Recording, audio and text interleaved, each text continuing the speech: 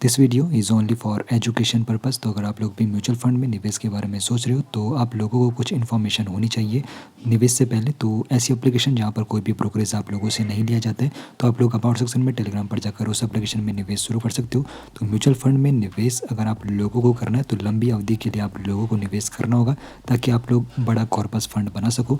तो यहाँ पर पहला सवाल यही आप लोगों के दिमाग में होगा कि शुरुआत कहाँ से आप लोगों को करनी चाहिए और क्या क्या क्राइटेरिया होता है, क्या क्या डॉक्यूमेंट यहाँ पर लगते हैं। तो सब कुछ यहाँ पर विस्तार से हम यहाँ पर समझने वाले हैं। तो सबसे पहले बात करेंगे यहाँ पर जो ज़रूरी डॉक्यूमेंट आप लोगों के लिए रहने वाले हैं। तो आप लोगों के पास डॉक्यूमेंट जो होने चाहिए, तो स्थायी खाता संख्या यानी कि पैन कार्ड आप लोगों के पास होना चाहिए। एड्रेस के लिए आधार कार्ड या फिर पासपोर्ट होना चाहिए और पासपोर्ट आकार के आप लोगों के पास फ़ोटो होनी चाहिए। एक यहाँ पे आपका एक्टिव बैंक खाता होना चाहिए और अगर आप लोगों का जो निवेश है 50,000 रुपये से कम है तो फिर वहाँ पर पैन कार्ड आप लोगों के लिए अनिवार्य नहीं रहेगा। तो ये डॉक्यूमेंट आपके पास होने चाहिए और साथ ही साथ आप लोगों को यहाँ पर समझना चाहिए डायरेक्ट और रेगुलर जो म्यूचुअल फंड है उसके बारे में।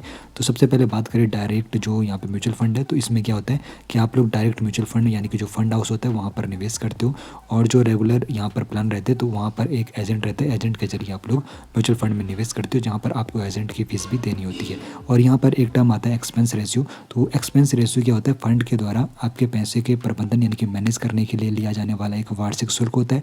तो कम रेशियो का मतलब होता है बेहतर रिटर्न। तो यहाँ पर जिस म्यूचुअल फंड में कम एक्सपेंस रेशियो होगा तो वहाँ पर आप लोगों को निवेश करना चाहिए, क्योंकि एक्सपेंस रेशियो वहाँ पर अगर ज़्यादा है तो आप लोगों को एजेंट की फीस भी वहाँ पर ज़्यादा देनी होती है।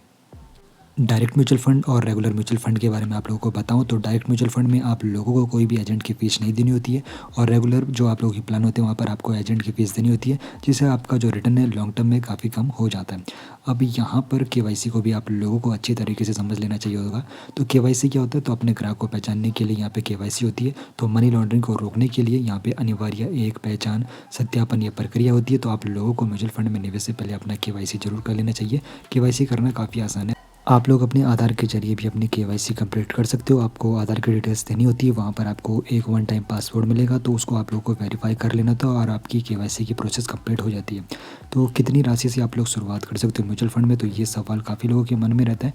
तो यहाँ पर आपको बता दूँ, यहाँ पर म्यूचुअल फंड में निवेश करना काफ़ी ज़्यादा सिंपल है और आप लोग शुरुआती 500 रुपये की कीमत से अपना म्यूचुअल फंड में निवेश कर सकते हो। 500 रुपये से आप लोग यहाँ पे लमसम निवेश कर सकते हो या फिर SIP के जरिए अपना आप लोग म्यूचुअल फंड में निवेश शुरू कर सकते हो। बाकी यहाँ पर ये डिपेंड करने वाला है आपकी जो वित्तीय स्थिति किस प्रकार है, तो आपका जो लक्ष्य है किस तरह कॉर्पस आप लोग बढ़ाना चाहते हो, तो आप लोगों के पास कितना टाइम है, तो उसके हिसाब से आप लोग म्यूचुअल फंड में निवेश कर सकते हो।